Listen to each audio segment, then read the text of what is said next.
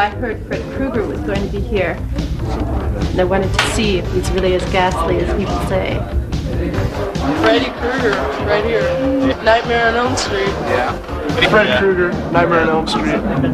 We're Fred Krueger fans. This is my Fred Krueger mask. I made it myself from the sculpting on up. This is my claw. I was filling in some time off of V, my hiatus from V, went in on a general audition, wanted to work for Wes Craven, and just your basic general audition. I think they wanted someone really large, sort of big, monolithic in size, absolutely evil for it. And Annette Benson had seen my auditions for Class Reunion, National Lampoon's Class Reunion. She saw my range, and she thought it might be a sort of a wild card idea to bring in for Freddy. And I guess Wes agreed with her, and I got the part. Dad?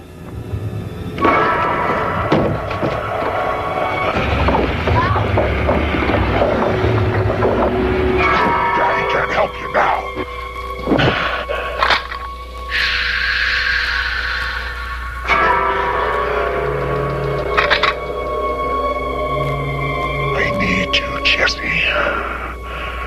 We got special work to do here, you and me. It's just been a coincidence that I've been wanted in a science fiction series, which was V, and playing the character of Willie, which was pretty successful.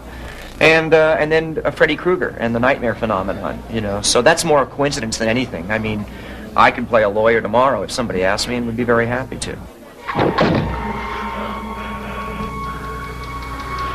You've got the body. I've got the brain.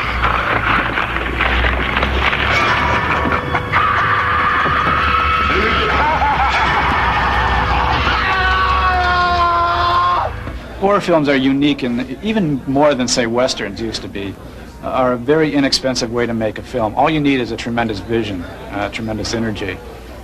Texas Chainsaw, Last House, Hills of Eyes, all were films done with a very limited cast in a very, usually rural location where you don't have to pay a lot of permits. And all you need is a great idea and a lot of vision, and you go out there and make something that scares the pants off people.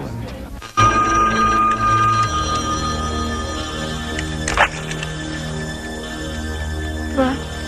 I'm your boyfriend now, Nancy.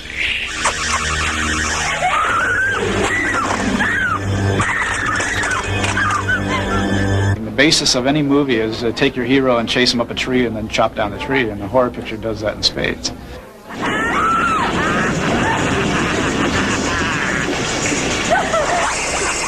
Other movies sometimes can make this very abstract. You know, they can do it in a philosophical way or in the way the character's life is going. But a horror movie really does it with the fact that the guy chopping down the tree has an axe that he's going to use on you next.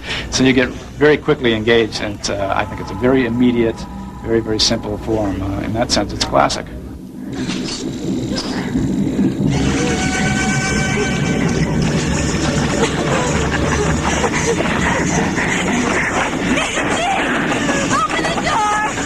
I never set out to be an actor, to sign autographs or drive a Mercedes, but I must confess that I do like the attention.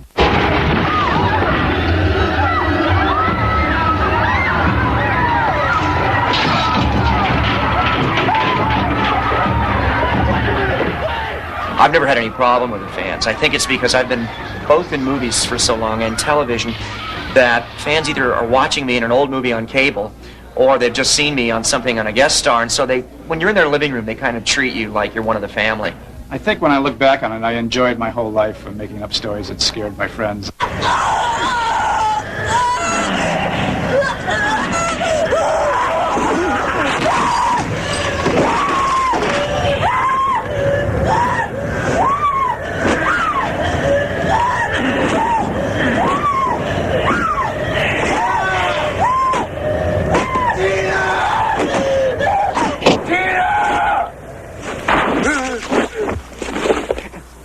The interesting thing that's happening now, I think really as a result of films like Nightmare on Elm Street, is that we're getting into what I have coined as rubber reality, which is films that deal with the way that reality can be distorted and permeated, going into dream states, in states of madness, and all sorts of strange illusions that haven't been treated in film since Cocteau, I think.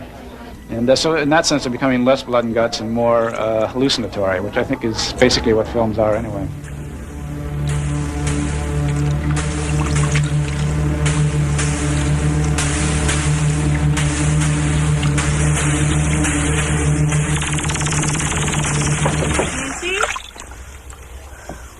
further?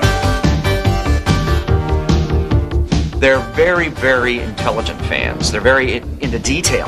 Consequently, I have learned from my fan mail and from talking at the sci-fi conventions that they pay just as much attention to details in my performance. Little physical bits that I might do, elements of the characterization, deliveries, favorite lines. Mostly actors think only other actors see that stuff. But it's really nice when Joe Fan calls you on that or mentions it or mentions some really subtle moment that you didn't think anybody caught in your performance. And they, not only do they remember it, but they bring it up in front of a room full of 500 people. So that's my real treat.